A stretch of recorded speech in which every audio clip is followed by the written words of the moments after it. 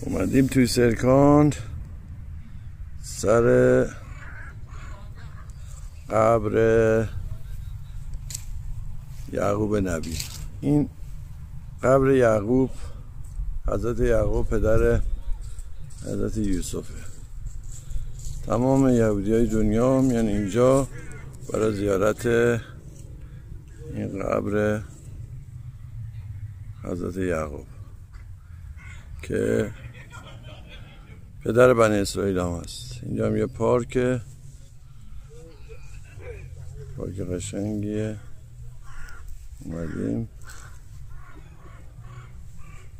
و همراه عقیل و بابا